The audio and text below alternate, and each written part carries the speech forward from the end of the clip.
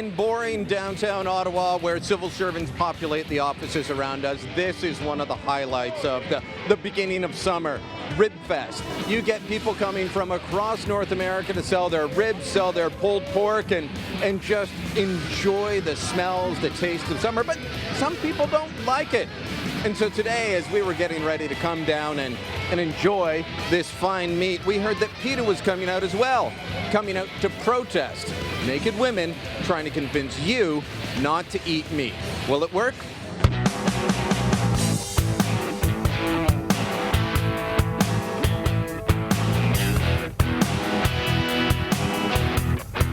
Emily Lavender is spokeswoman for PETA. She's standing here. You've got the models behind us, and you've got a bunch of guys eating ribs and looking at them. What's the point? We're trying to make the connection that just like us, animals have personalities, they're intelligent, they form families and friendships if given the chance. They feel joy, but also pain and terror, just like we do. And we're just asking for people to choose compassion for the billions of animals who are abused and killed for the meat, egg, and dairy industries by just leaving them off your plate. I think what you're ending up doing, looking at the construction workers, the office workers here, is just giving them some nice visuals to look at while they still chew down on pulled pork and ribs and whatever happens to be in their sandwiches. Yeah, it's making people think, and we're just hoping that people will go home, we'll think about it, we'll think about how the animals, are skinned alive or dismembered while they're still conscious at the slaughterhouse, having their throats slit while they're still conscious, and hopefully choose to go meat-free. You described the slaughter industry, the meat industry, in ways that I don't think reflect the reality of what's happening in Canada. Are you taking odd examples that most people, including meat eaters, would condemn, that fall outside of the law, and using that to blanket the entire industry? Well, that is what's happening in a majority of the cases. Most meat that you find in the grocery store or in restaurants comes from factory farms where animals are confined their entire lives in filthy cages where they're dismembered without painkillers, and these are all industry standards. And every time we go into a factory farm or slaughterhouse, we find atrocities for animals being, maybe not on purpose, but just the way the process works. These animals are suffering. So, it defines suffering, because I think to you, killing animals for meat would end up being considered suffering. And I understand that and I respect that, but the majority of people are still meat eaters.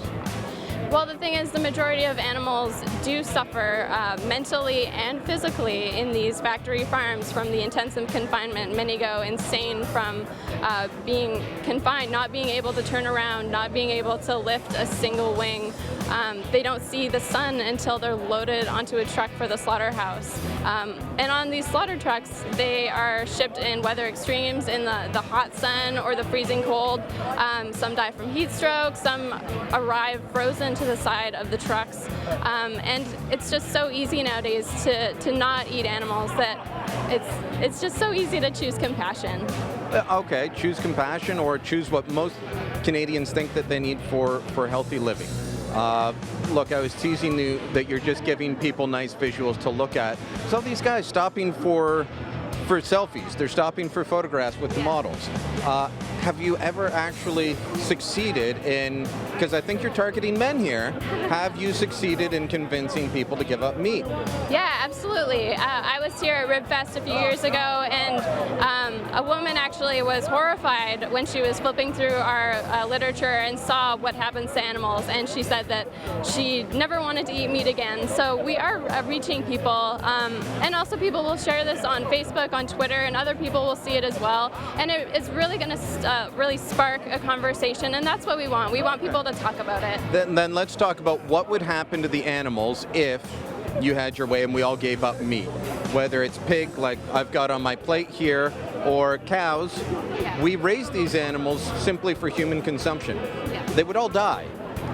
Well, as the demand goes down, we will breed fewer and fewer animals, and the fact is the ones that already are alive are destined to the slaughterhouse no matter what. So we just want to see the demand go down, fewer animals will be bred.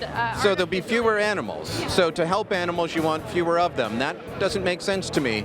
You're just saying, let's get rid of animals. Does it matter if we breed them to die and feed us, or that we just get rid of them?